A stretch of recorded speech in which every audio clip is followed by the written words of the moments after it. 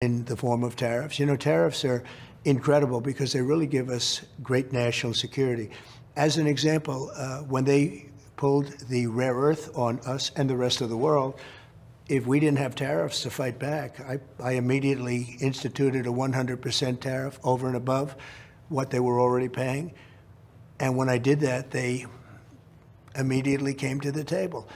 Without tariffs, we would not have had that privilege. We would have not have had that right. Tariffs give us national security and great wealth. You talked about those rare earth minerals. Of course, my understanding is about 90% of them come from China. That's right now. Yeah. But within a short period of time, we'll have everything we need for ourselves. You know, we've instituted an emergency program, and we will have, within a year from now to a year and a half, we'll have everything we need, no matter what kind of a threat is made. How? How do we do that? Because we've taken over. First of all, you saw the partnerships we've established with Japan, with Australia, with UK, with just about everybody, frankly, and we're all doing it together. You know, this wasn't a threat against the United States. This was really a threat against the world. So the whole world has come together, I think, at our behest. And rare earths, within 2 years, rare earths will really cease to be a problem. The one thing that China wants, but it doesn't have, is the world's most advanced semiconductors. That's right. That's what the United States has.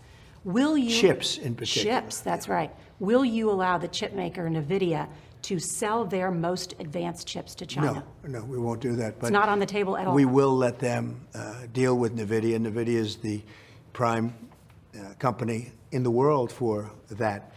And we will let them deal with NVIDIA, but not in terms of the most advanced. The most advanced, we will not let anybody have them other than the United States. Because then they would win the AI race. Well, they wouldn't win it necessarily, but they would certainly have an equal advantage. Right now, we're winning it because we're producing electricity like never before by allowing the companies to make their own electricity, which was my idea, which nobody, frankly, had thought of. These massive plants that are being built are building their own electric generating plants along with the plant itself, and that gives them all the electric they need without going to an old grid that's, 150 years old, and they're making it themselves, and then they're selling back any excess electricity into the grid. So we benefit in all ways, but most importantly, it allows the companies to go immediately forward. We're getting approvals done in 2 and 3 weeks. It used to take 20 years, and we are leading the AI race right now by a lot. We are leading it by numbers that people have no idea. It's been really great. We've been very, very far-reaching. Look, that's the new internet. That's the new everything all put together. The AI race is a big deal. Mr. President, you just negotiated this 1-year trade deal with China. But as you know, the Chinese, they think in 100 years. Sure. They play the long game, including on our own soil. We play the long game, too. Our own intelligence agencies say the Chinese have infiltrated parts of the American power grid and our water systems. They steal American intellectual property and Americans' personal information. They bought American farmland. How big of a threat is China? It's like everybody else. We're a threat to them, too. Many of the things that you say, we do to them. Look, this is a very competitive world, especially when it comes to China and the U.S., and we're always watching them, and they're always watching us. In the meantime, I think we get along very well, and I think I think we can be bigger, better, and stronger by working with them as opposed to just knocking them out. The economy, they can produce things that we don't want to produce because it's not really worth our while.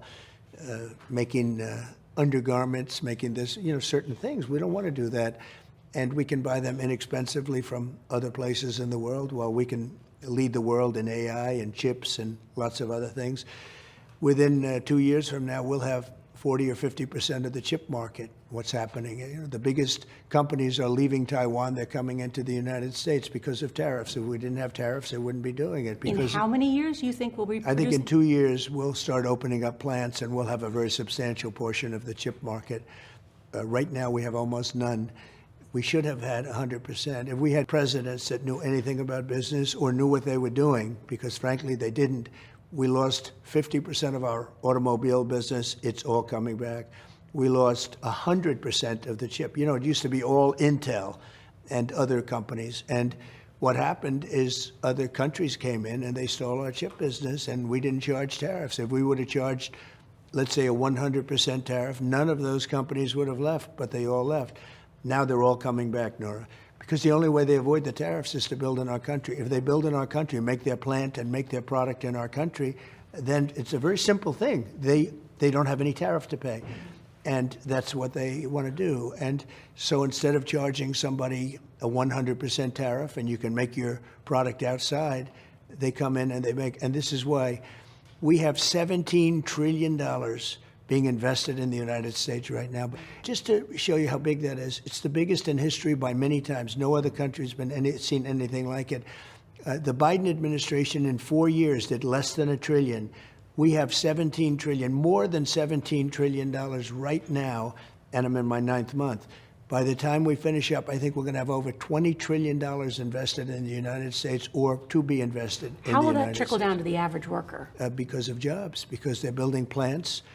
We're bringing back the auto industry into our country. We lost 58% of the automobile manufacturing business to other countries. You know, we used to be the king of automobile and automobile manufacturing, and now we're not really the king anymore, as you know.